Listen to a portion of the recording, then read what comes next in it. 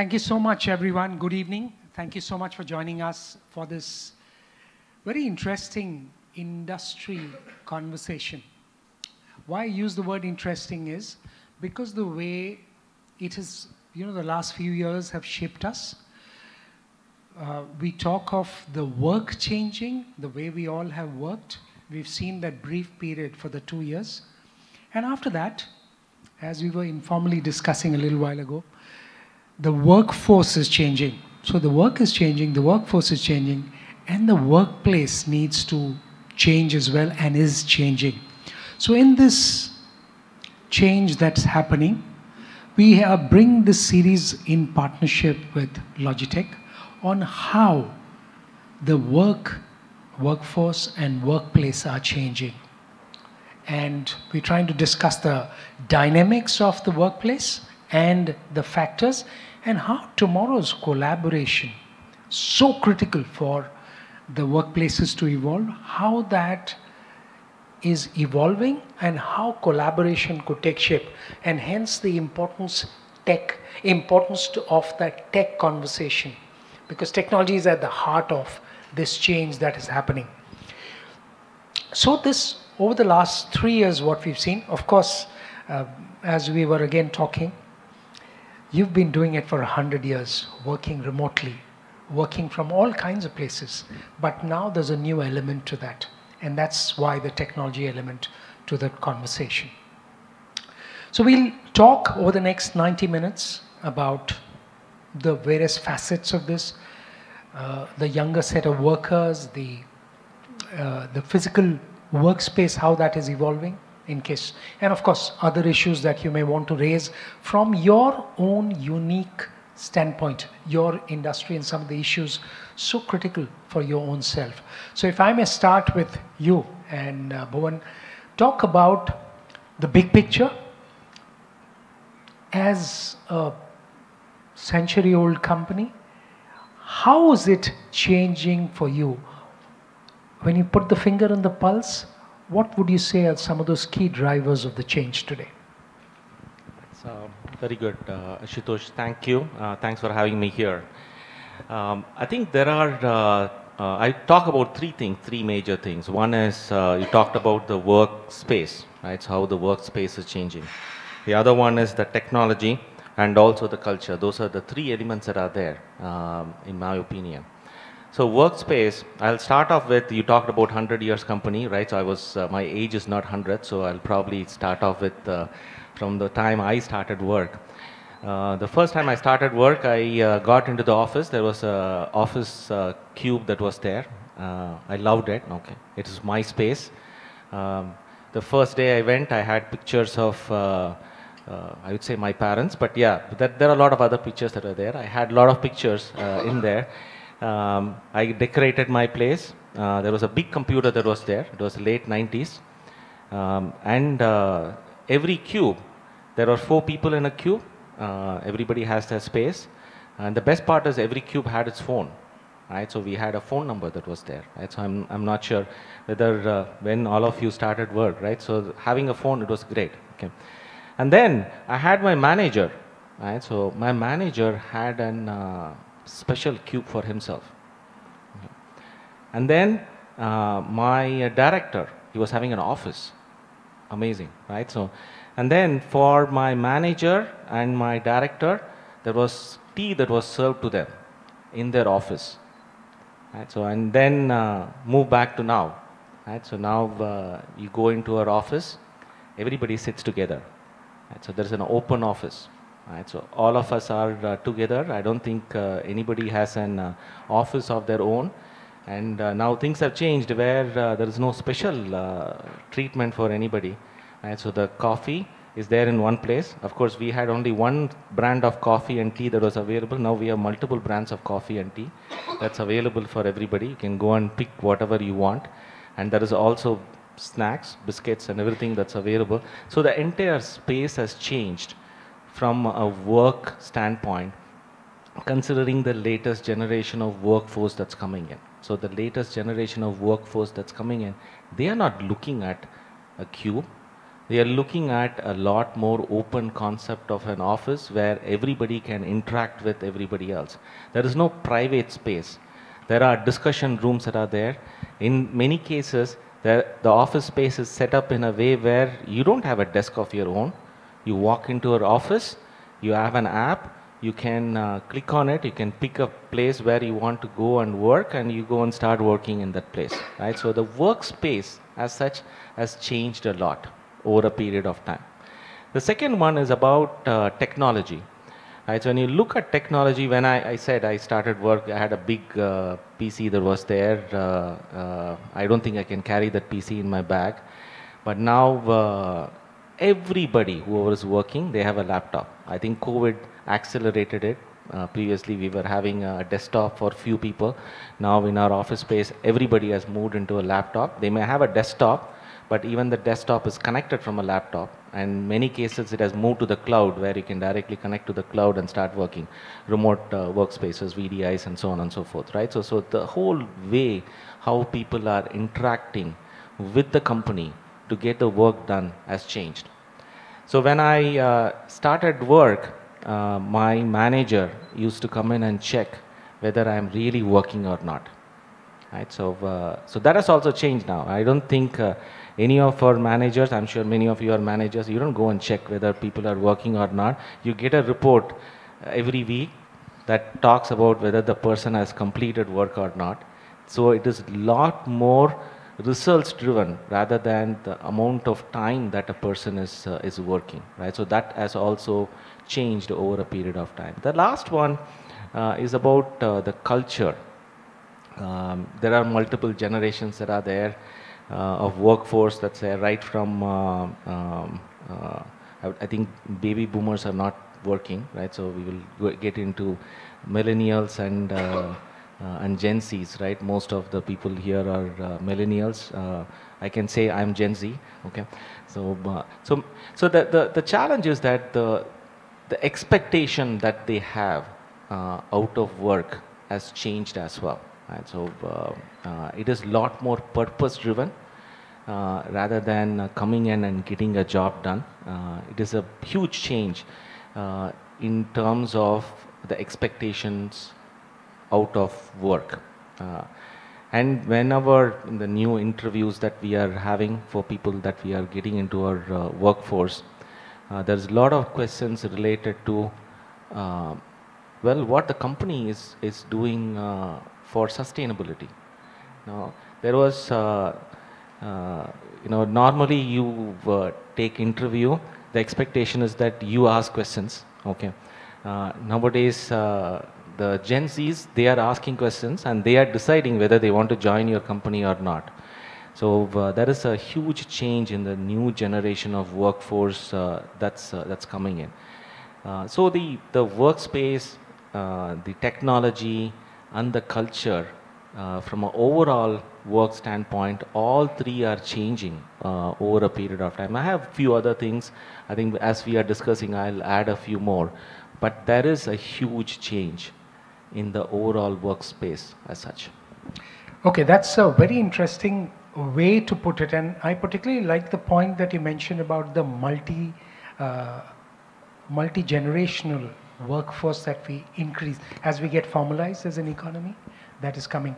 And that's where I would like to ask the tech companies to come in and ask, so maybe both of you, on how technology is integrating that multi-generational workforce so that collaboration becomes easier, and then the other factors also come in, because then you can work remotely and several other things.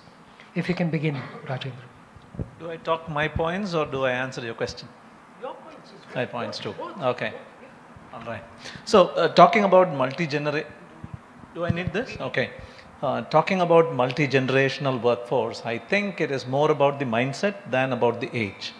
It's not really a numerical thing. There are 60-year-olds who act childlike and childish, unfortunately, and young kids who are extremely mature. We have Zoho Schools of Learning, which is an alternative to conventional college, where we take students in the age group of 17 to 20 and directly give them intensive training and blood them into the workforce. And the average age of the company has drastically gone down because of that. So if you can get to make these people collaborate in the same team, an old person, a young person, an urban, a rural person, somebody coming in from remote, somebody coming in part-time, somebody from a college background, multi-degree background, and somebody who has just come from Zoho schools, which means his highest, he has never seen the inside of a college, or she has never seen the inside of a college. This cesspool of cultural ideas and philosophies create for a great culture. India itself is all about its unity in diversity, and I think it's not a problem to solve, rather a feature to celebrate. That is how I see this multicultural aspect. Also, unlike a few others in this panel here, we are a product company. We build products that customers, 100 million customers around the world, consume. Yes, there is continuous feedback, there is iteration, and we keep improving our product and changing it based on customers' needs. But it is not a time and money model. It's not a how many hours multiplied by work rate and so on. And so we get to have that agency in our decision making, right? Who comes to work, how they work, and all that is invisible. We are a cloud-based company. It doesn't really matter where your office is. We don't need to bring in, fly customers or prospects in and show them the place where the stuff is being cooked, thankfully. Right? So that is why we have been able to go to the boondocks and Tirunelveli and Tenkasi and Renigunta. We still have Zoho there, and that's an advantage. A few points I wanted to mention from your opening statement. You said work is changing, workforce is changing, the workplace has to react. And I want to take a contrarian point of view there. We are building a product for schools, academia, colleges and schools. And just yesterday we had a meeting at a school, a prospect, and we were talking about technology in the classroom and technology in the administrative timetable management and attendance management and so on. And the principal and the vice principal blocked and said, "Can you please leave us alone? We still want to have that human touch." Right? That I am taking a page off that book and I'm saying, probably this Gen Z that we are so obsessed about and the future Gen Alpha generations, they also need something that doesn't change. Probably the workplace can be that beacon, that lighthouse in this chaotic waters that continues to remain like how their dad's office or mom's office or grandma's office was. It can be technologically enabled. It can have all this amazing digital remoteness built in, but it doesn't need to change from the ground up because this person has already seen too much change. Everything that this person is going through is changing. So can there be a few things that he can hang himself to, hold on for dear life, I think is something important for me. A heaven of sorts. Was it Starbucks which said a third place between work and home?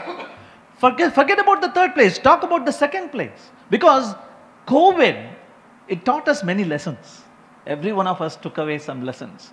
But most of it was about remote presence, physical presence not needed, sanitize. I see those signs even today. People wear masks and social distancing. So many lessons it taught us. But one lesson it taught, but we forgot to internalize, was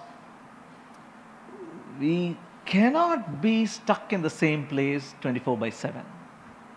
Because I have emails from colleagues, not colleagues, wives of colleagues, writing to us asking, when will you open? Seriously. Because husband who has been working with us in the city, just with wife for company, family safely away, now has taken the wife back to native place because he is working remote, and the whole family chemistry has changed because the woman has now to answer to mother-in-law, father-in-law, sister-in-law. See, this might sound ridiculous, but this is extremely important. This is extremely important. So COVID taught us a lesson. We couldn't be just with ourselves. look at the data about psychiatrists and people feeling depressed. They couldn't stand themselves for 24 hours. They wanted release. They wanted basically to hide a part of themselves. Because when you're with somebody else, you're hiding a lot. But when you're with yourself, you're not. And you can't stand 24/7 of it. So we consider it our bounden duty to give them a place for that. And talking about a place, you have named it driving workplace collaboration. We add a second C to it consciously. We say the workplace is a place for collaboration and contemplation. Particularly if you're building products, if you have to skate to where the puck is going to be, if you want to dream the future for our 100 million customers, it has to be also brainstormed alone and share-stormed with others. So if you visit our office in Chennai, you will see we dug up a lot of ground and we didn't send it out. We built 4 hills and we have planted trees, and there are Wi-Fi points everywhere, and there are gazebos and stands and seats everywhere. So there are people regularly who spend half their time in the cubicle world collaborating, and we have a lake. The second half, they visit the lake, they visit the hill, they sit there contemplating. So it is a place for contemplation too. Remember, at the end of the day, this is a tribe that we are building. It is a tribe. A family is a family only because you look at their face when you get out of bed, you share dinner and lunch with them, and you share life goals and dreams with them. In the workplace, when the newcomer joins us, we are bringing that person into this tribe. And for a tribe to survive, there has to be a bonfire. There has to be late evening storytelling sessions. There has to be vision sharing. Each of us come with a strength, come with a weakness. There has to be this melding together of strength and weakness, and that has to happen. You cannot do that remotely, even with Logitech. Fantastic point. Fantastic point. And you know, some of the points that you mentioned which relate around culture, I'm sure we're going to talk about it. So we'll come to that shortly, Rajendran. So yeah, coming to you, the tech part of it, and we are impacted and we are shaped by technology as much as some of the other global markets, some of the other global minds are. Just what all is impacting, if I may say. I don't end with what is impacting, what all is impacting. Sure, Ashutosh. I'm not sure if I can speak with the same zest and zealous of Rajendran, but I think he had very valuable points from a cultural background, you know, because when you look at culture, before I go to technology, I just thought I'll add this. When you look at culture, we are very different from the way Western people look at culture. Right? They want their own space. They're a lot more introverts, selfish. They stick to themselves. But in India, I don't think, yeah. But in India, I don't think we are built that way. We are very social. You know? We need our mothers, we need our wives, we need our children. But at the same time, there has to be a balance of how family life runs and then work life runs. And true to its saying, we don't have a work-life balance in today's world. You know, you carry work home along with this digital. So wherever you travel, so technology has changed so much. A simple example is the power of computing, right? Today, most of my work, 50% of my work gets done with this mobile. You know, the remaining is what I sit in my laptop and quickly look at some code or look at some architecture diagrams and then wind it up. That's typically how technology has changed, right? If you look at how technology has transitioned, you know, earlier, if you remember 20 years or 25 years back, we need to have a physical LAN port to connect into your desktop, without which you can't work, right? Today you have Wi-Fi which reaches any corner of the building, so you can sit wherever and you can work. Technology and connectivity in India has really moved. If you look at the way it's covered in the Northeast, there's a lot of technology in terms of bandwidth and Wi-Fi availability. Because I remember during COVID, we had employees who were in the Northeast who were able to connect and over Teams and have conversations, get work done, ensure it's productive work which gets completed. So technology has driven collaboration a lot. Okay, be it audio, be it video. Video conferencing was very essential, especially when you're having customer face time. because even he's sitting in his remote place, so he needs to see who's his team. So video had to come in. And to optimize video, you need to have very good computing laptops which can take video graphics and then put it up and then power it up. And you have to have good internet connectivity so that the images don't get blurred or you don't have drops because of this. So technology to that level has changed probably in the last 2 years. I don't think we would have moved into technology this fast hadn't COVID happened. We would have still taken a very slow, laxative approach, saying, okay, budget, what's important, and then go later. But this COVID, while it had all its negative impact on society, it could be a blessing in disguise where it pushed technology to the forefront. It really drove a nail into the head of technology where everybody started to look at it very closely and said, yeah, I think without this, the world's going to have a tough time moving forward. So another example of how technology has changed the way we do work is telemedicine. For example, I think Apollo would give a lot of examples of how telemedicine, you don't need doctors to go to remote villages, right? And now you compound that with AI, right? You can just take an X-ray from a village, send the image across, it can compare against million records and say whether this person has got this illness or not. That's the way technology has changed. Culturally, people have started changing. Take the very simple example of UPI payments. It's the world's largest single payment in the application ever. And when it came in, I remember a lot of political slugfest, whether India will adopt it, not adopt it, how will the Kirana store survive, will that guy use the UPI? Today, if you go to Bangalore, anybody and everybody will ask you for a UPI payment. They don't need cash. You don't need money, right? You just need to have a UPI payment, payment is done. So your change, getting change back, going around searching for change, it's all gone.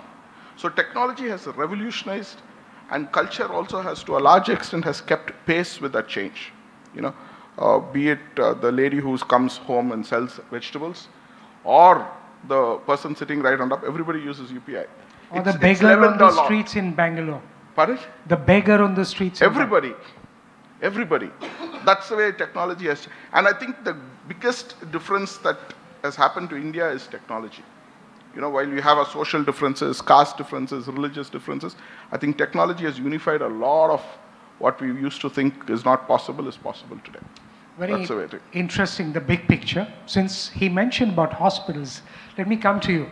There's an old saying, if Muhammad can't go to the mountains will come to Muhammad.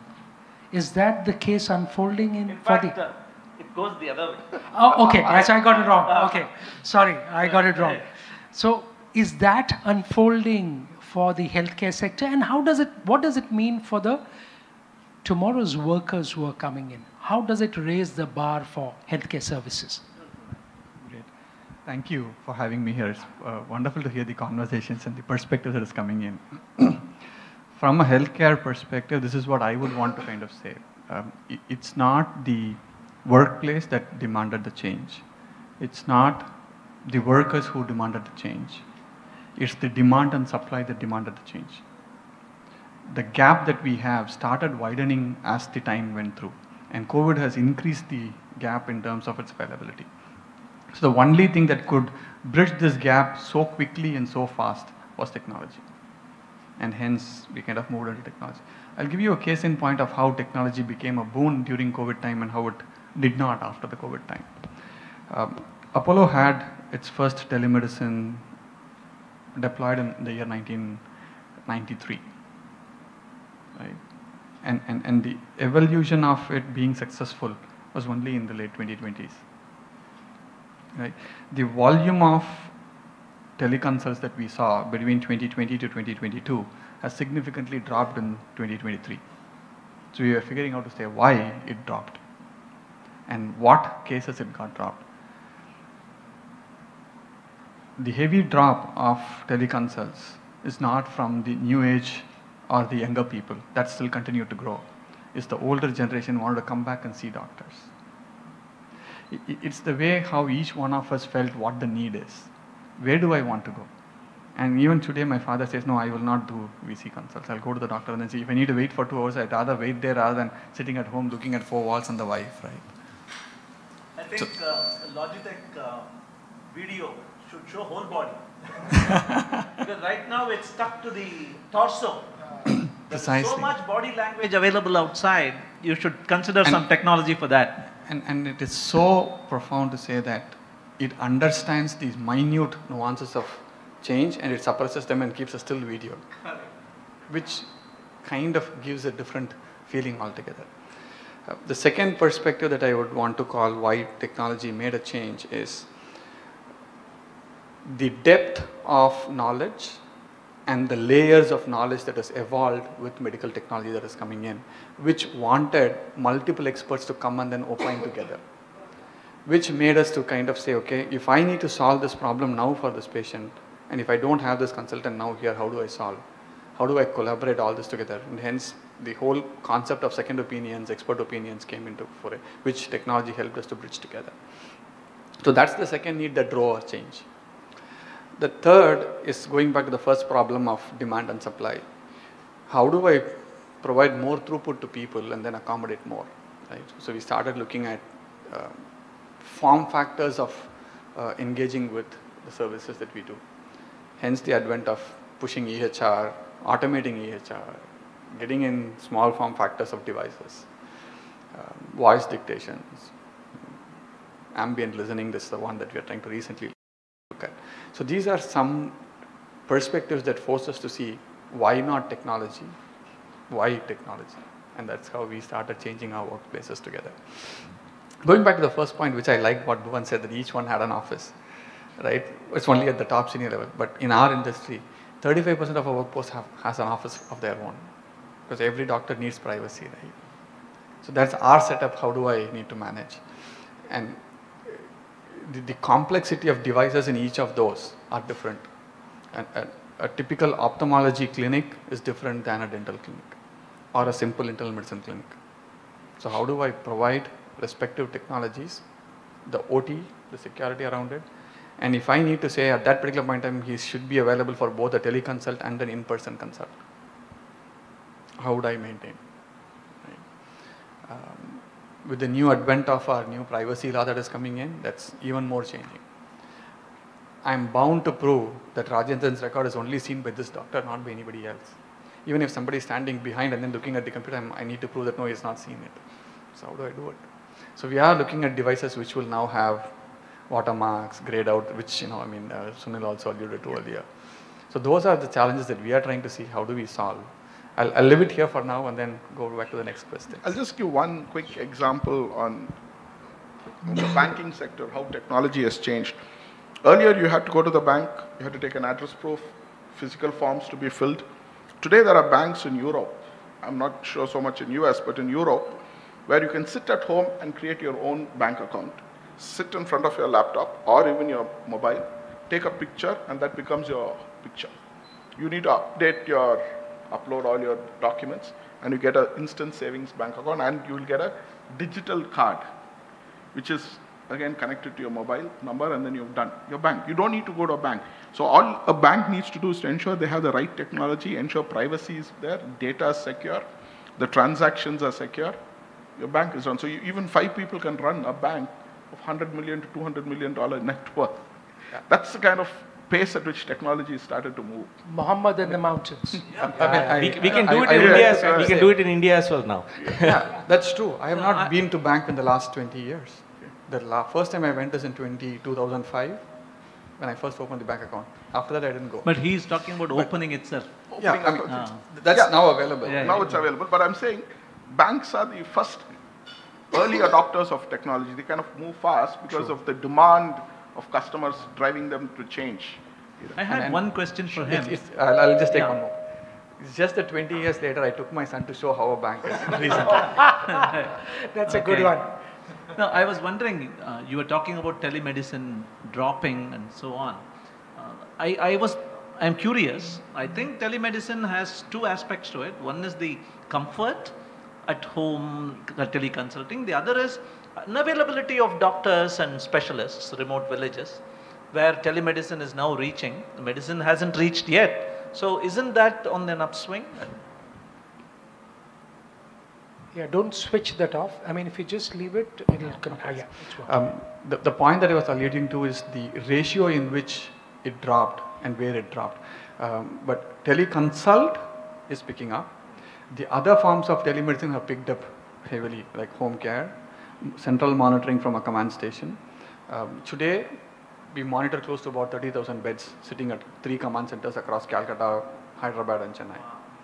So those have improved, right? So that patient falls have been prevented, medication administration misses have been controlled, video-based monitoring surveillances are improved. So those are improved, but the typical cofactor of a senior person doing a doctor teleconsult is really, really coming down because they would want to go out and then see and meet people, right? That was what I was reading. But otherwise, that's a new digital revenue that is coming up. Okay, I'll come to you, Kanakasubramaniam. Before I come to you, you are enabling, as a company, you are enabling the transformation that's happening across sectors. So the 24/7 availability is being enabled by companies like yours. What is the wider picture? How do relatively smaller companies and companies, let's say not in the biggest urban centers, how do they, or if I may say, how fast are they adopting some of these? What does your experience suggest? Absolutely. Thank you. Lovely to be here. Good evening, everybody, again. So Verizon, as you all might know, is a leading telecom company in the world. And for us, our ambition, our vision is about creating connections, right? So creating meaningful connections to the customers that are reliable, because our customers rely on that connectivity to be available in need, right? So it's not like in the previous days, we could just pick up a phone, call. It's still an optional exercise unless it's an emergency service or anything. But today, even if you want to do to your example, sir, where a banking transaction needs to be done, the connectivity is absolutely mandatory. OTPs need to be delivered on time. Otherwise, we cannot do transactions. You have a 3-minute timeout for most of your transactions. And emergency services rely on us. Federal services rely on it. The entire 911 communications and how critical it is rely on it. Latency is extremely premium in our industry. So we need to be spot on and make the prioritization, everything clearly made available for these services. So as a company, we take pride in reliability and providing that, creating that moments that really matter for our customers, because there is a lot of emotion that rides when people communicate, and there are different needs of communication. We all most of the time communicate on official purposes, but there is a large share of life outside office that we rely on communication, be it parents, be it children, be it kids in the US, or family studying somewhere, elders, managing your parents from the US remotely here, making sure that they are healthy and safe. That connections is what we really take pride about.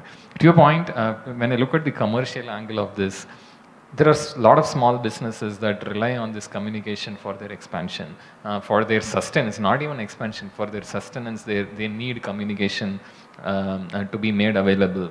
Especially when COVID happened, a lot of businesses had to shut down.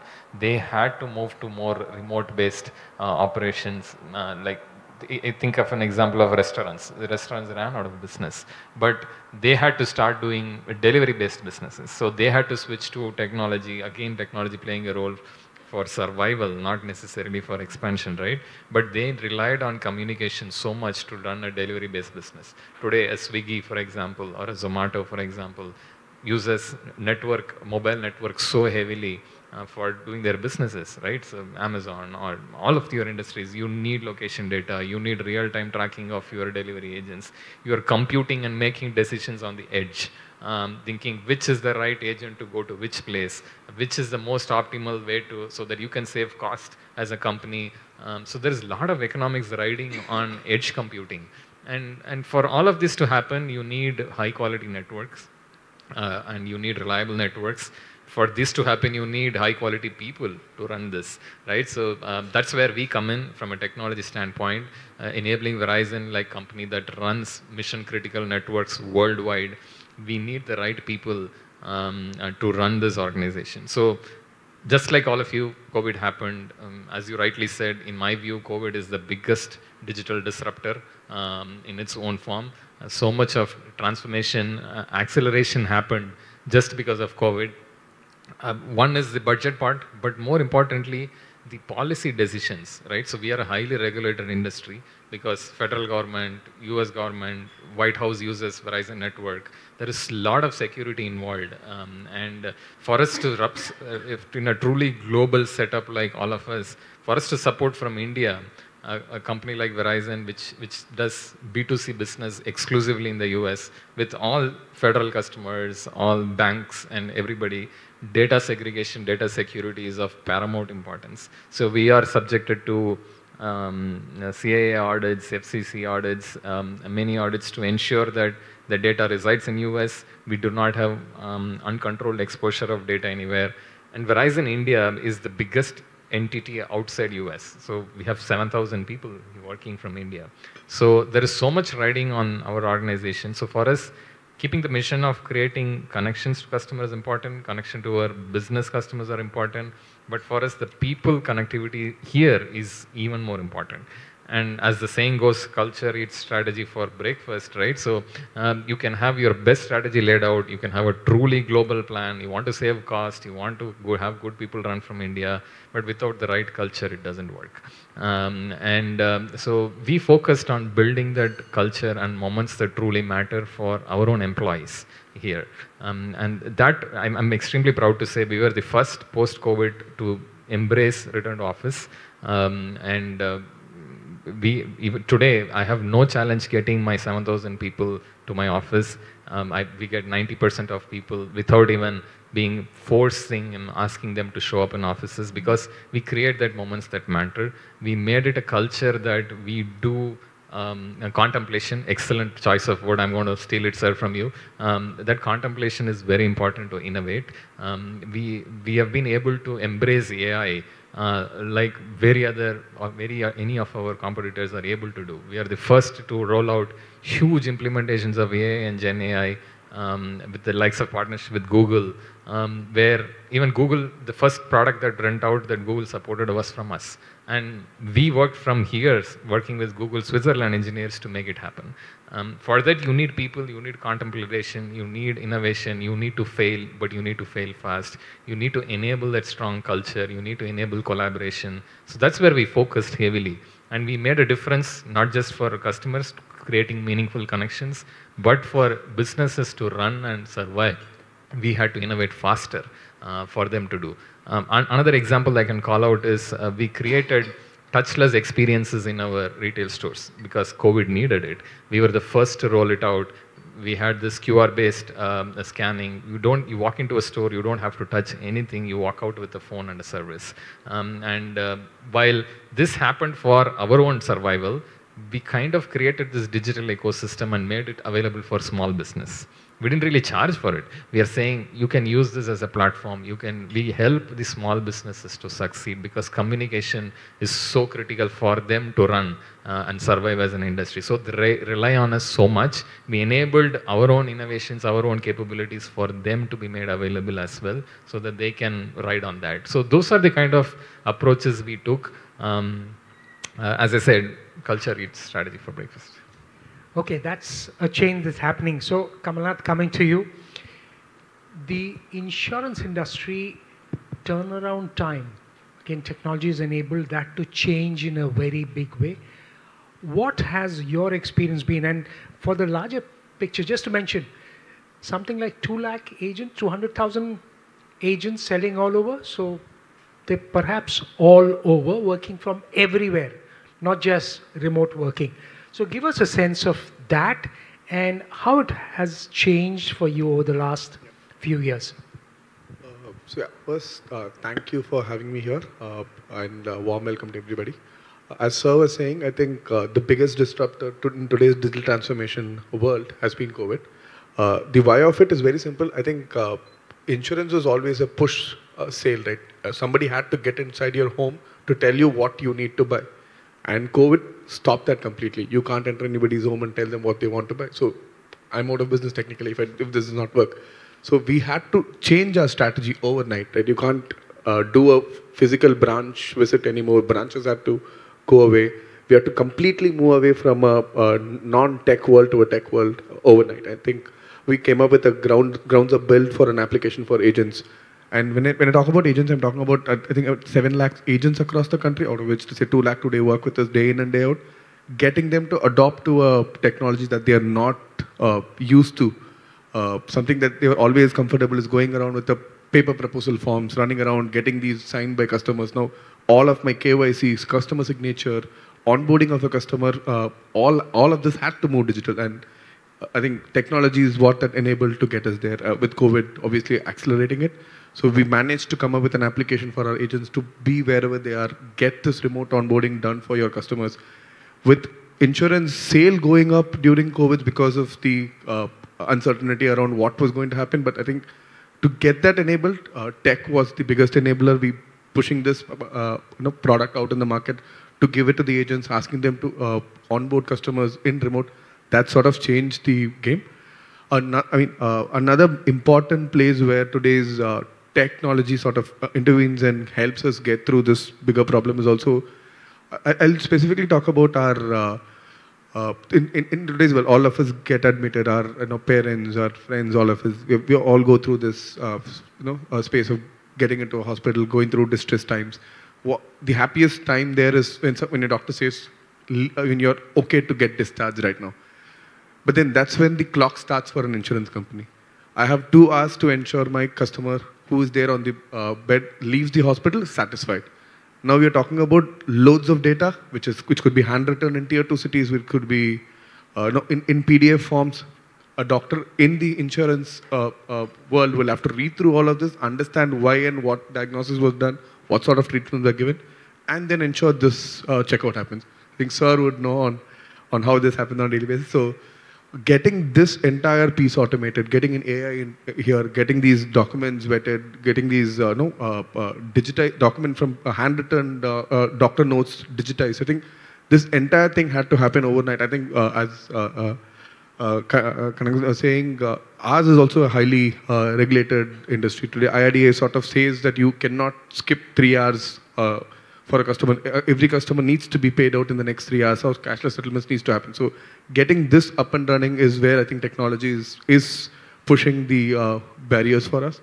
And I think I'll just go back to one topic, I think initially which Bhuvan mentioned, right, which is very typical to today's insurance world as well.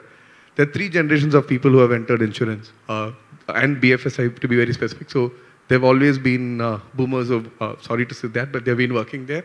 And millennials entered, they were not sure whether this is the space for them. And today, Gen Zs are sticking away from whether to enter a BFSI or not. I think that's a bigger, and the why of it is very, very different. Each of them expect very different things out of their work. I think if I were to put it, the millennials expected faster growth, faster money-making opportunities. Gen Zs, I don't think, require that the parents have made enough. Now they're looking for a purpose. They're looking for a reason as to why they want to go to that workspace. I think that's where the difference is. The collaboration aspect of 3 generations is going to come in one individual workspace unit, right? I think 3 people with 3 different purposes can meet in one location and get their issues solved out. I think that's a bigger change, which while work from homes and everything is the norm, but in today's world, that collaboration is going to happen in one single unit. And what work from home would also sort of, you have to let go is the network bit, right? I think I just realized after coming here, 3 of us work in the same building. And I would have never known that this is possible. So, and another quick example I want to give is, okay, there was a short story that I read. I don't know how true or false it is, but then it's, so one of the companies in the world said no more work from home. Everybody had to come back. Okay, people came back. The person working there went back home 6:30. Manager calls him and says, hey, I need you to do this. He says, no work from home. You said it. I'm not going to work from home. So the expectations are completely different on what people want today. I think collaboration will happen. I think it's a generational shift of people who work from office are now getting back to, went back home. And then there's a generational shift of people who work from home in the last 5 years now coming back to office. So this is where the collaboration is, I think. That anecdote reminds me of that old saying. I seem to remember a few. I hope I don't get it wrong this time. What your stand is depends upon where you sit. So Anand, coming to you. How do companies, given what we've heard from different set of companies, how should tomorrow's workplace look like? How can companies get it right initially? Of course, it's an evolving thing. But for companies to get it right, what are some of those things that are very important? Thank you. Great question. And first of all, thank you for taking time to be with us today. Very interesting conversations. Before I answer your question, Ashu, I would first want to put forward some themes that I see very strongly coming across. I think all of you from diverse industries, one thing that's common and getting acknowledged is there's no running away from tech, right? And many of you have openly acknowledged that tech has actually come to your rescue in more than a few occasions, right? So if we all acknowledge that there is no alternative to adopting tech, I think as a provider and with the experience of having provided some of those solutions to people like you, from those experiences, what I can share with you is, I think we also acknowledge that for businesses to thrive, collaboration is very important. I don't think any of us are going to grow our businesses without talking to each other or without talking to the external world in whatever fashion, with or without tech, right? So collaboration is a very fundamental requirement for businesses to thrive and succeed. As a provider, our focus has been to remove the anxiety out of people having to use or adopt tech. That's what we are focused on. So, for example, one of you made a remark that, while tech has a significant impact, there are people who want, I think it was Rajendran who made this observation, that people want that human touch. There are a few things the world doesn't want to change, right? It's very true. It's very true. And we are focusing on those. I am waiting for technology to come from Logitech perhaps, where I can blow a candle and extinguish the flame remotely. Wow. Okay, I will give this input to my product team. That's a great challenge. So coming back to the point I was trying to make, the human touch.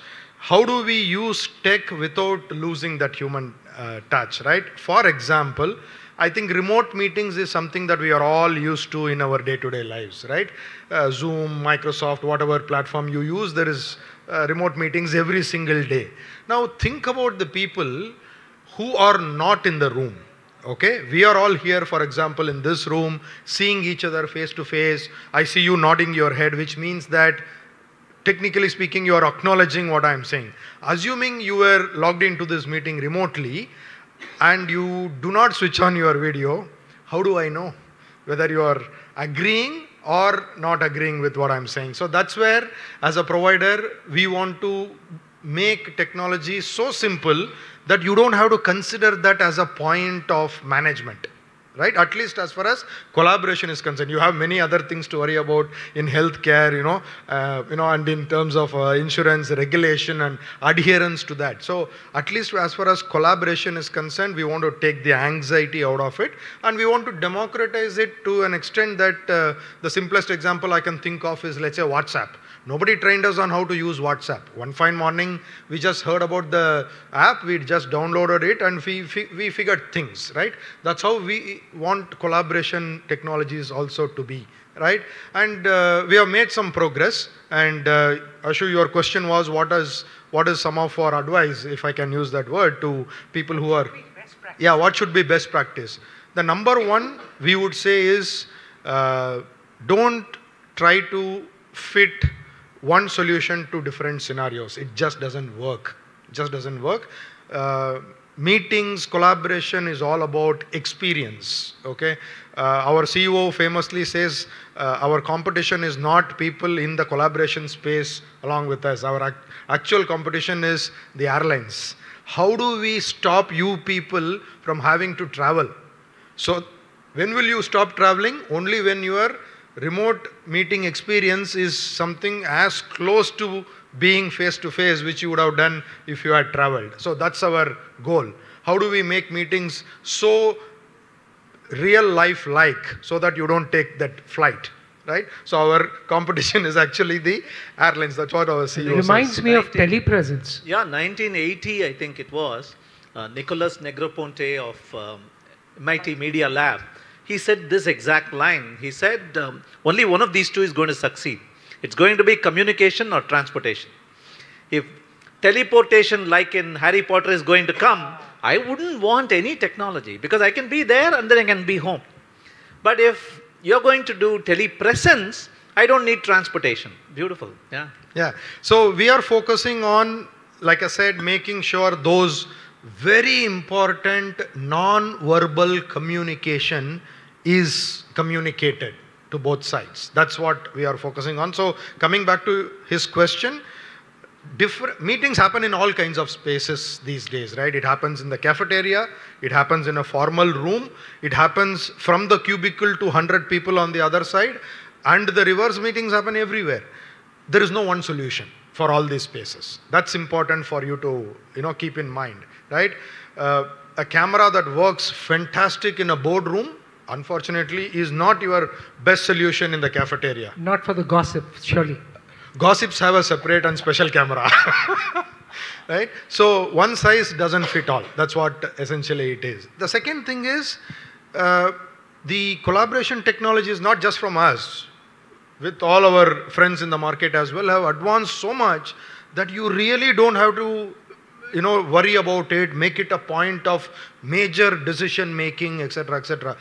Example, if you look at any branded collaboration solution today available in the market, you can almost take it for granted that irrespective of your cloud collaboration platform, Zoho or Microsoft Teams or Google or Zoom, whatever you use, it will by default work. And you can cross-platform also. Right? So those are things that are at a very, very basic level all of us are focusing on. And other things like somebody working from home 2-3 days a week will need a very different set of solutions from the so-called home office. In Mumbai, for example, where I am based, we just don't have physical space. Okay, we can't move the mouse sideways. So we made a mouse that you just move your fingers. I'm joking, but yeah, we have solutions for those things as well, right? So different spaces need different solutions. Don't force fit. So technology is far advanced that you don't have to lose sleep over it. You can take a very few things for granted and you will not go wrong with your decision. The other suggestion that I would have is, yes, it costs a little bit more money, but please always look for solutions that are certified by people in the ecosystem. For example, exactly. For example, this microphone that we are using is from a company called Shure. These guys are leaders when it comes to microphone. So if you are deploying a Shure microphone solution in your boardroom because your boardroom is big and people want to be heard well and all that, you need to choose some platform and endpoint that is certified by Shure, that it will work with them. Otherwise, when you deploy technology, you become the owner of making sure that the things work with each other. So these are 3 things that, Ashu, that I can think of at this point of time based on the conversation. Okay. Sure. I have a few things to say, 3 things to say. You said don't run away from technology, and I just wanted to make an observation, particularly for those companies for whom technology is an option or a recent adoption post-COVID. Tech is not Urgai, where you touch a little of it from the outside and eat your meal. Tech is like salt. It has to be mixed in. You need to tell him what an urga is. He knows. Urgai is pickle. Achar. Okay. Achar. Yeah. So it has to be mixed right in. And you can't have a tech department that takes care of everything. It has to be part and parcel. Every doctor needs to probably be tech enabled and so on. You can't have a person always be called for fixing it. And taking that analogy forward, tech is like salt. Too much of it is bad. Yeah, because there has to be that at arm's length thing. Okay. So you talked about hybrid meetings and me nodding non-verbally. The way we do it at Zoho, hybrid meetings, we ensure everybody goes on an online meeting. Even if he is sitting next to me, go ahead, let's go online, because we are paying homage to those people who can't make it in person, and we ensure we talk by looking at the camera rather than looking like this. It's a COVID hangover perhaps. And the third aspect was about we don't go on calls anymore. We have a remote team in other offices, and thanks to good wavelength and good tech tools available, Zoho being a builder of tools itself, we have a laptop that's always on and trained as a camera in the other team, looking at the other team. So as they come into office, they wave. Somebody sneezes, we hear. It's like an ambient presence always on. It's like a remote portal. They can always, Jnana Drishti, I can always keep looking at them. It's another trick we tried, and it kind of works. Okay, that's always on. It's a meeting, always on. Forever running. Yeah. You wanted to come? Can Sure. I add one thing, right? It is very good what Anand talked. When you started, Ashutosh, you talked about we are a 100-year company, right? So over a period of time, right? So at one point of time, we make big machines, right? So the entire product development was happening in one place. Over a period of time, the product development has become more of a distributed and collaborative product development. If you look at it, within Caterpillar, we have a global workforce. We became global long time back, right? So maybe 20 years back. So the global workforce, when we want to do a product development, it's not like all of the product is done in only one place. There are portions of the product that is done in US, there are portions of the product that are done in India, portions done in Australia. We need to bring everything together and make sure that the entire product is coming in together. So we've been using these collaborative tools for a real long time, for the last 20 years. But there is one change that happened because of COVID. The collaborative tools became a lot more reliable. Right? So before COVID, if you look at it, we had telepresence. I think people talked about telepresence, right? So we had telepresence. And the telepresence was dependent a lot more on the bandwidth. There are rooms that needs to be there, and people need to go sit in a room and take the telepresence conference, somebody sitting on the other side. And then we had what we call as cave, where we can go in and see the entire product. Right? So it's more of a AR, VR kind of a thing, right? So it's a big room. You go in, you can do a 3D deployment of a product. You can see that how the product is. All those things changed right in those 2-3 years. If you look at it, we no longer have big telepresence meeting rooms. The entire technology evolved so fast in those 2-3 years that, yeah, we have conference rooms. There are good cameras that are there in our conference rooms now that we don't need a full telepresence. We still have a couple of telepresence rooms that are there. Nobody uses it now, right? So, and then we can use our laptops to have meetings, and those are good quality meetings that we can have. Right? So there are different modes that are there in, if you look at Office 360 Teams, there are different modes that are there. It's as if all of us are together. Right? So it gives you an illusion that all of us are working together. In global workforce, when we are doing a product development across the globe, these kind of technology changes, it made a huge difference. Right? So it's a big thing. It's a big thing. And then other one, right? So that I wanted to add is in medical field, Ashokkan talked about remote diagnostic, right? So remotely looking at patients and providing them medicines, telemedicine. So Caterpillar has 5 million machines globally. Our machines, when they go in to the field, they run for 25 plus years, right? Big machines, right? So, and when you look at our machines, right, close to 1.3 million machines are connected remotely. And you talked about having people in different places. to go and work, right? Caterpillar has machines that are there in real remote places. So we need to have people go in, we need to support those machines. If a machine goes down, we need to go and support those machines. The workforce has changed. Previously, we used to have people who can go and troubleshoot a machine, right? So these are all primarily mechanical technicians who can go remove things. Now, you can sit in the office, right? So, and you can see where our machine is, what are the issues that are there in our machine.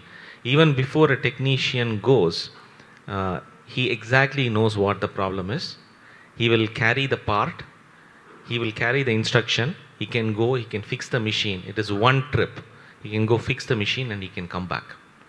Right? So the digital enablement of the workforce has become more and more and more, right? So over a period of time, it's not the same workforce that was there 20 years back. Now everybody needs to be digitally enabled, right? So that is a huge change, and there is a physical element as well that is there, right? So you need to call it as physically enabled workforce rather than a digitally enabled workforce, right? Where both the physical and the digital aspects are all coming together to make a difference, right? So it's a huge change in our workforce. Okay, So, so just one quick brief point. See, the very definition of workplace collaboration has changed. If you take today, for example, a banking experience, right? A card transaction, right? So when you develop such kind of an infra, you just don't work with your teams. You have a telecommunication guy who has to vet it and say that the OTP is genuine or fake. So your definition of workplace collaboration is just not your office.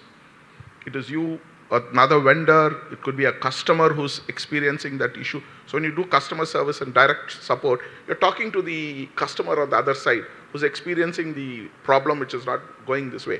So when you have an enablement of good telecommunication system that keeps a very open line of channel of communication, your workplace itself changes. You can't expect your customer to come into your place. We do remote support from sitting from India to the US, right? So you can't expect people to work late in the night and then travel back. So you empower women to work who want a second job or a late night job, who can work over and still continue working, give that seamless experience. So your definition of workplace changes drastically. It's no longer me and my friends sitting here in a huddle and having some contemplation and collaboration. I need to know what's really happening on the other side of the fence for me to give a better experience of my work. Okay. Yeah, sure. And then I'll come. Yeah. Please go ahead. I think the bigger change, if you were to ask me, is tech teams have always been collaborative. Like, let's say you put in product, you put in devs, you put in QA, you put in the infra ops. All of them have always been collaborative. You've always had Jiras, you've always had conferences where people were collaborating from different places, as he's saying. Like, a developer in Indoan would work with somebody in India. So that's always been happening. What COVID has probably done, or what this entire telecommunication systems have done, has brought business and support and ops into this field of getting collaborated with tech, right? I think that's the bigger change that has led to the growth of all industries. Business folks adopting to technology, while technology folks have always been on it. So that's the bigger change that is, I think, pushed after COVID. Folks who are not okay to adopt into tech have been forced to adopt into tech and led to the growth of all the industries that we're talking about today. Okay, I'll just add one of the issues that I thought is of concern or importance for everyone: security. As I was reading through the numbers that came during the COVID years, about 1 million plus, 1.3, 1.4 million instances where CERT.in said there were cyber attacks. Now that is something that matters to every workforce, every enterprise. Anyone would like to come and talk about Kanakasubramaniam? I can go first. Others can add in as well. So I briefly alluded to it in my previous talk as well. With disruption, and there is a lot of opportunity for us to enable the teams in India to contribute to the larger business costs. But security was the biggest roadblock for us, because one, regulated industry, a lot of restrictions in terms of what can stay in the US, what can be viewed by something outside US, data can move to outside US, so a lot of rules there. But more importantly, to your point, when we want to enable remote work, we need the right tools to ensure that we absolutely have the right guardrails when it comes to data sanctity, data security, compromises of data, because all it takes is one incident, one blip for the entire globalization to get reversed. Right? So that's all it takes, and we absolutely have no other allowances. So that is how deeply we are invested in cybersecurity from an organization standpoint. Not just building the tools, but it is also about building the policies, guardrails, but more importantly the culture. The people need to understand that they are handling sensitive data, right? It starts with people. Whatever rules, guardrails will put, there will still be miscreants, right? There are always people willing to exploit. So you need to have enough layers of security, but there is strong emphasis of the need for cyber secure practices. And we give real life examples on the floor, talk about it. I spoke about on the floor collaborative meetings. We take instances like this. We learn, our competitors have had multiple data breaches in the last 3 months, and we learn from them, right? Not in a demeaning way, but more from, okay, we are also in the same industry. What can we learn from them? And we have several vendors and providers. We have like 75,000 vendors we work with. And we are as strong as the weakest link in the entire system. So we need to have a deeper penetration of what is we really expect from our vendors, and how do we ensure that the right policies are put in place. And it's the awareness that is so important, which is, I feel it is under-indexed. We wait for things to happen and then learn from it, but we need to shift left. I would also like to add one point, maybe not directly related, but something that I want to touch upon from a collaboration standpoint. I'll bring the security angle to it, but I feel there needs to be a collective purpose that we need to set in the organization, because that drives evolution, that drives collaboration, that drives higher order outcomes. One of the things that we have done, which I feel might be useful for others to consider, is we built something called as a transformer network within our organization. So this is a self-volunteered form of group of employees from all levels, from who could have joined this year, who could have joined 19 years back like me. That's a cross-cultural group of people. It's roughly about 5 to 10% of the organization. This transformer group is actually through which we deliver our policy changes. This is the team that we first take, that this is what we are proposing. What is your feeling about it? Can you also get the feeling of the teams at large to tell us what is really that they want? And they also are the eyes and ears for us to come back and say, hey, you are all trying to think about it, it's not working. Here is something that we should try to do. So this mechanism is really helping us to drive collaboration. So that's why I want to bring this point up. Not all the decisions are top down anymore. The hierarchical nature of the organization, of model of working is slowly but surely going away. And this model is kind of flattening the organization a lot more. It's empowering the employee group to come and say, hey, you define what is the policy you want. You define the working policy. You define the hybrid policy. This is our purpose. Our purpose is very clear. We want to create connections. You tell us what works. It's helping us accelerate. This is one of the reasons why we are actually the number 8 in India. Of all companies in India, we are number 8 in terms of great place to work. And we moved, not so long ago, we are languishing in the hundreds. We moved to number 8 this year. And this has been a game changer for us in terms of driving collaboration. That is the reason why we see people naturally want to be coming and be in the office, because of that kind of an empowerment that is being put through. Democratization, Yes. if I may use it in one word. Yes. Ashokkan, healthcare, very touchy. Security is a very touchy issue. What does it mean, given the way changes are happening, given the way everything's going outside the physical premises?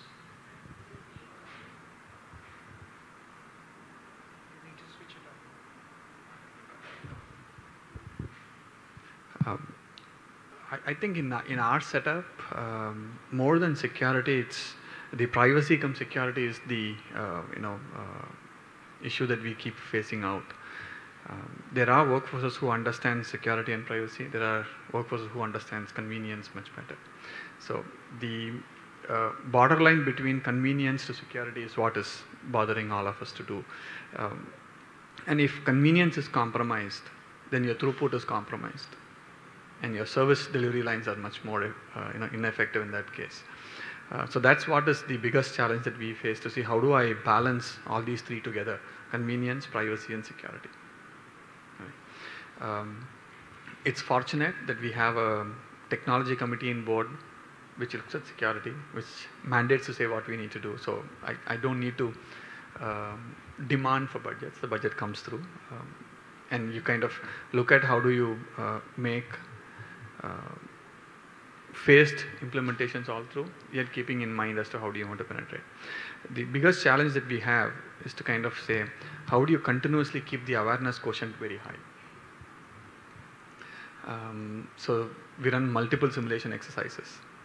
And classic example is these simulation exercises fail to a good possible extent when you run a performance campaign, or when you run a Diwali campaign, right? And so we choose times where people generally forget that this could be a plot.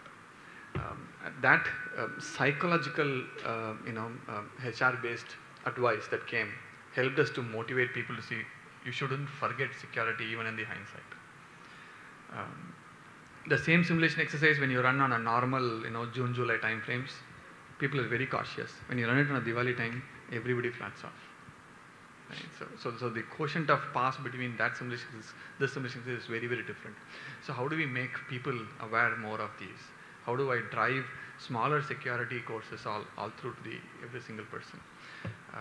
The other biggest deficiency that we have is we have common devices that is used by multiple people. Right? So when the same PC is used by a nurse or a doctor, your security controls and conveniences are different. Those are the challenges that which we are trying to see. How do I make it much more facile? And hence, most of the security is now coming back to the data and the application rather than the device. So the compute, where the security needs to be, is becoming changed. Started looking at camera-based controls. How do I put in? So there are different workplace devices, different needs that is coming out. Now it is going to look at how do I record conversations and what I don't need to record, what I need to record when I'm trying to transform voice to text. New paradigms, new thoughts, new security needs, a new goalpost for us to make. Yeah. Ashutosh, just a quick point here. See, today when you look at security, right, if you broadly break it up into two layers, one is the human side of it and one on the technology, you would see technology is rapidly evolved, changed, and your ability to control is in terms of data leak. For example, the biggest challenge today is not so much of while hacking is still there, but the greatest challenge today is data exfiltration. Because today data is what people want. And the moment they get data, you're out and sold. From your personal identifiable information to medical records, to insurance documents, all of these things. Data exfiltration is a big challenge today. And data exfiltration, still today, technology, while it's matured, while it's moved from your mobile, it's moved to the VM, where you put all your controls not to take screenshots and all that. Technology is also evolved to an extent where if you take a photograph today, it gives you a watermark, But that comes with a certain price tag to it, and it's affordability. So a lot of people now look at, while we need that, how affordable can a small enterprise manage? Where large-scale companies can implement, small enterprises will have a struggle. So somewhere, I think technology has to somewhere make commercial sense over a longer period of time. It cannot be a very expensive proposition for a certain set of businesses, and then it becomes unaffordable for others. If we need to bridge that digital divide, that needs to come in. And the most important aspect in security is people's awareness. I think I'll second Ashok, whatever he said. Your strongest link will become your weakest link. Well, technically you're very strong, your weakest link is humans. So let me ask Rajendran then, given the way you're trying to drive the organization, you mentioned multiple places where non-urban centers are places where Zoho has located and driving it beautifully. Is there a difference in the way people's conduct is, let's say around security? taking the messages, the enterprise message, to behave in a certain way. When I say behave, not in the negative sense, but to behave in the correct way so that it's secure for the. Would you like to give everyone, because ultimately that could show the way to a lot of companies which would like to go to these places as well. Yeah. So that was one of the things that I had jotted down, but we didn't get the opportunity to talk. It was all about black and white, office and home. But remote also means remote locations collaborating. Post-COVID, what was a single office in Chennai and a single office much smaller in Tenkasi burgeoned into 45 offices. We rented wedding halls that had gone out of business. We rented places like that. Somebody who had a spare floor upstairs gave their space for an office. So from 20 people to 200 people. 45 different office locations. That's how we started when we said return to work. Return to work, but stay at your native place. Start off. And now they have, obviously, some of them have tapered out and they no longer exist, but some have become much larger secondary centers for us. See, when it comes to security, everybody has echoed the same thought. There are no cultural dilutions to it possible. If it has to be two-factor authorization with a camera tracking who you are, no tailgating, double door, wherever we go, see, in our office in Karaikudi, we had a dilapidated bungalow, Chettinad bungalow, that we retained the looks of, all including the stained glasses and the chandeliers and all that, but that's our office now. As you enter, we have hidden the two-factor, we have hidden the ID and so on, so as to retain the beauty of that place, the natural beauty. But you have to go through those processes.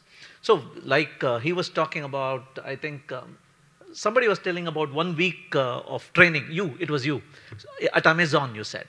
So we have that indoctrination and gamification of security aspects. Every couple of months, we have a compulsory course you all have to go through. And it's a gamified challenge. Because you can't thrust policy on these things. They have to be aware of themselves. And our CEO, for example, for more than a month, he proudly sported his hacked account on our intranet. We have an internal bug bounty. We allow people to hack the security of the CEO.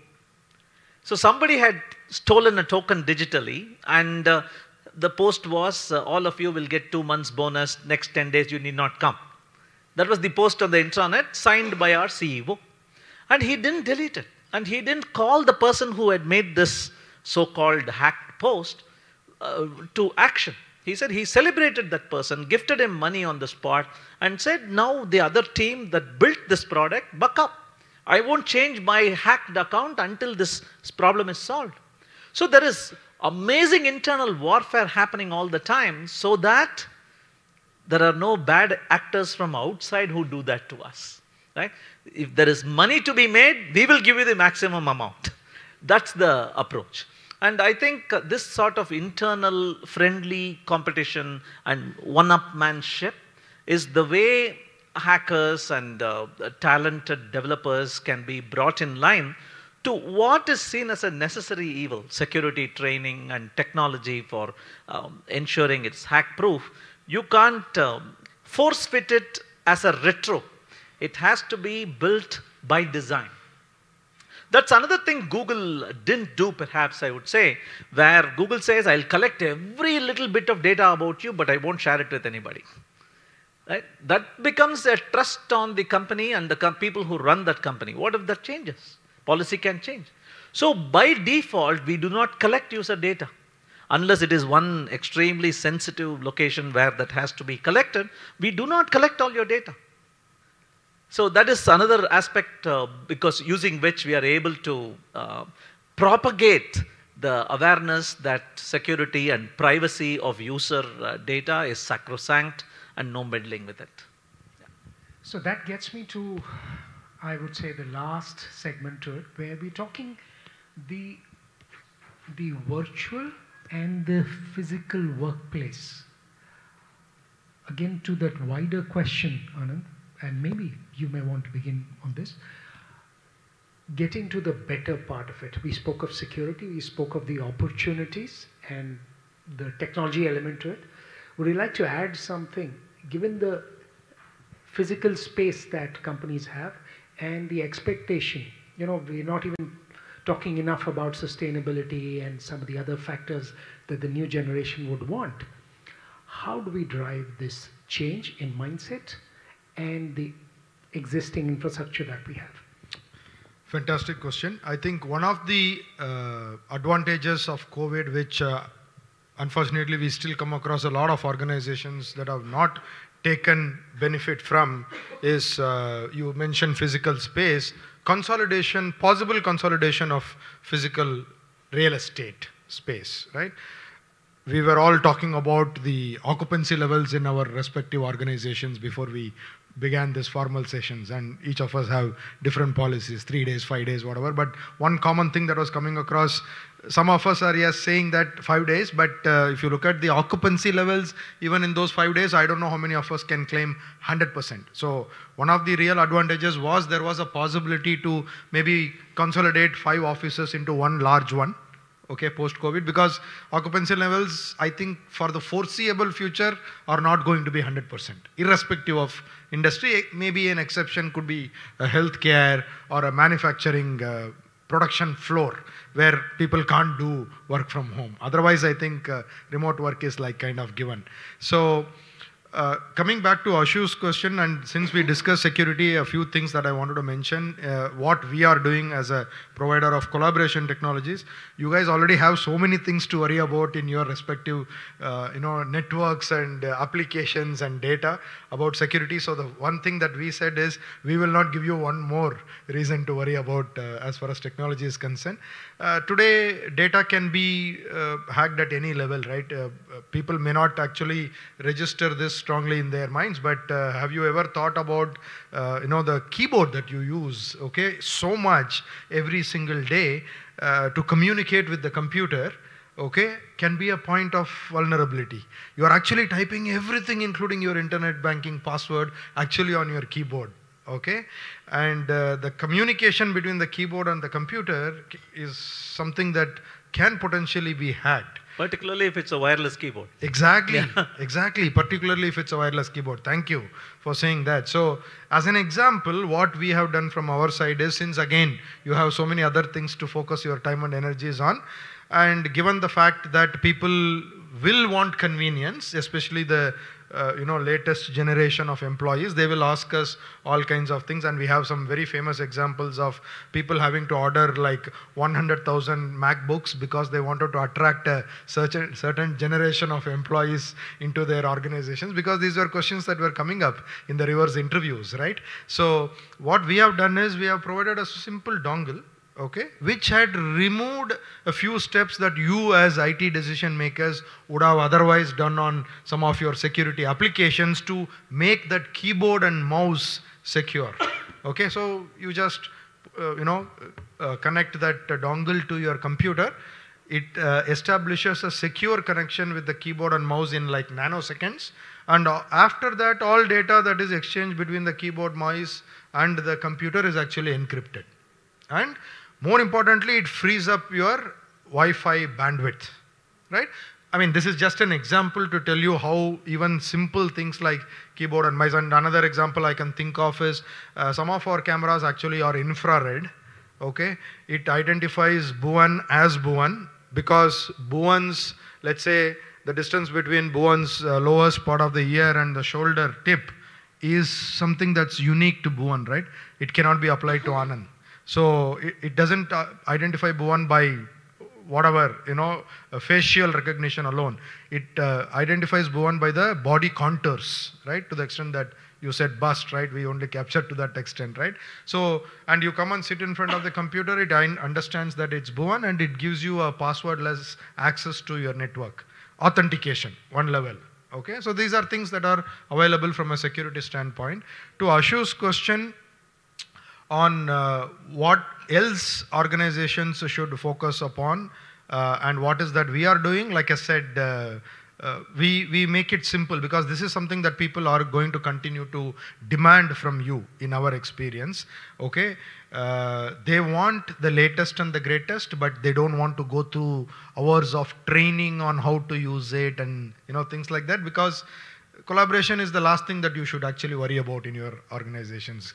Patients, medical history, how to make the hydraulics team collaborate around the world and make a great product, how to make a software product that is still world class by bringing people together, are things that we have to ensure that happens without too much of drama on a day-to-day basis. So Ashok, I don't know if I answered your question completely.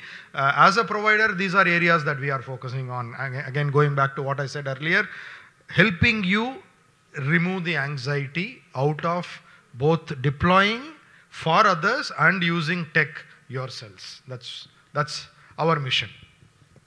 One more question each on how you see workplaces evolving because of the sheer, when you say that the detailing, the body contours being managed and read so that it adds to the security factor, what could be the next leap for the workplace, again, driven by technology? Would any of you like to add? So there is a lot of implementation of AI. Right, so that's a huge change that's happening in workforce. I'm sure many of you know it's one is no password. Right, so many people don't even want to type in a password. They go sit there. It reads you. It reads your fingerprint. You log in. As soon as you log in, you can get access to whatever you need to get access to. And whenever you log into a website, it again opens up the camera. It looks at you. Okay, fine. It's the same person. Okay, and there's nobody standing next to you. It allows you to log in. That's one thing. The other one is on the AI front.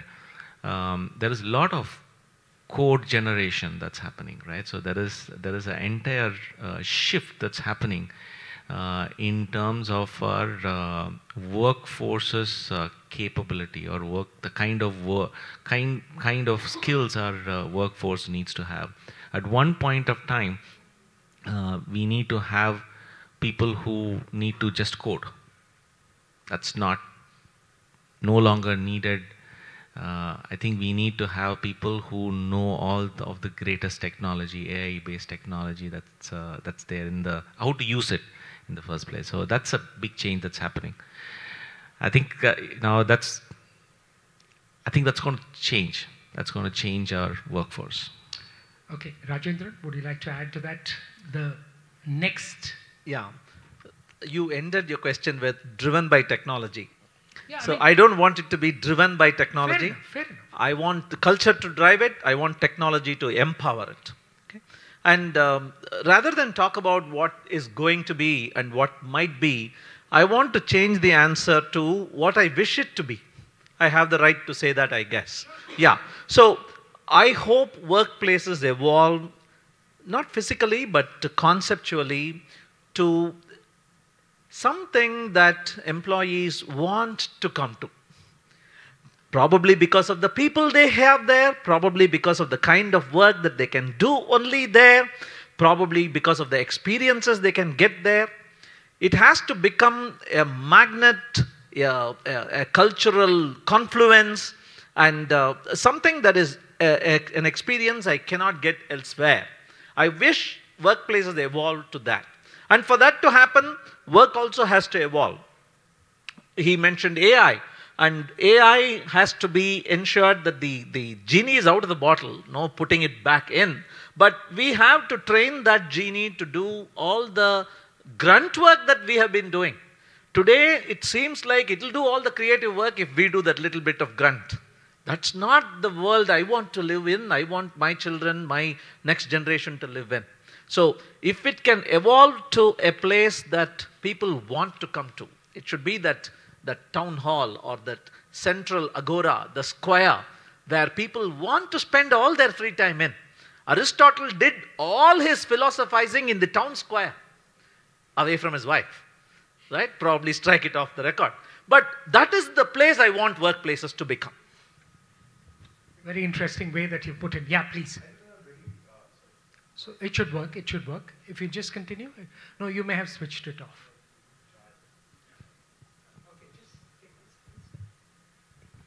So I've seen a different kind of workplace evolve over the last, let's say, 3-4 years with the advent of companies like OYO, Workafellas, bringing in that concept of, let's say, the collaborated effort of multi-companies sitting in one location.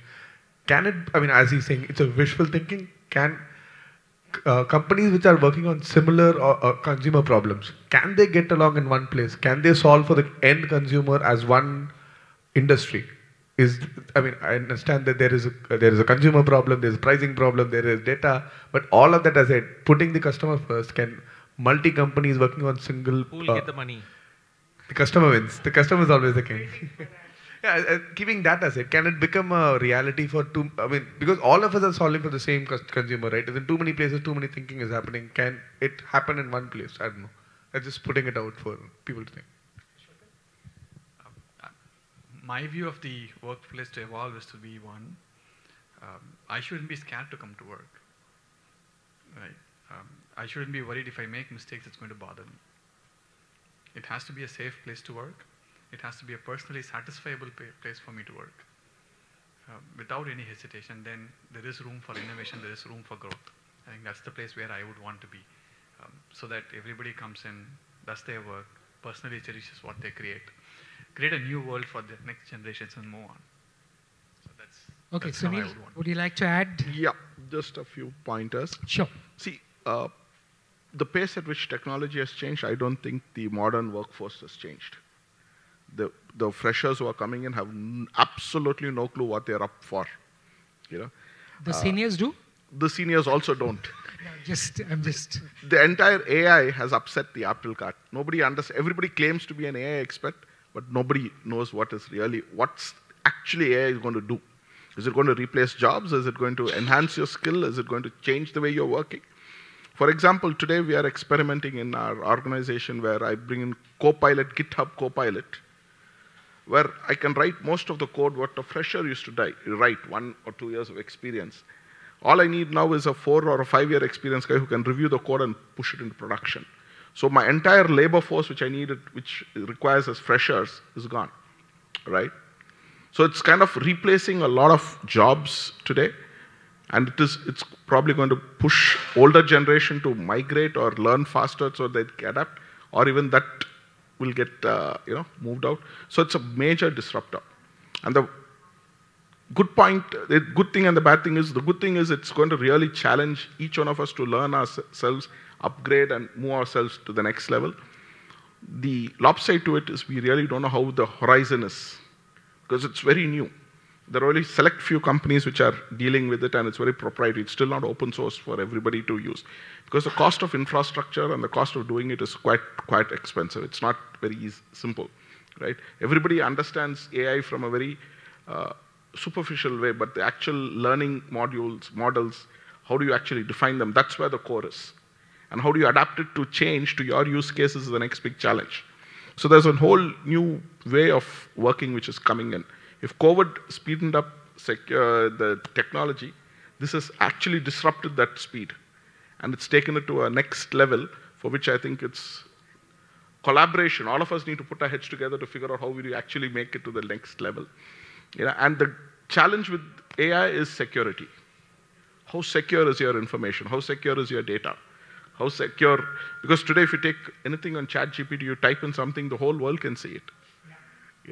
But how secure is your data? Where do you build it? So that's a whole new world that is going to change the way we are approaching problems today, solving customer challenges.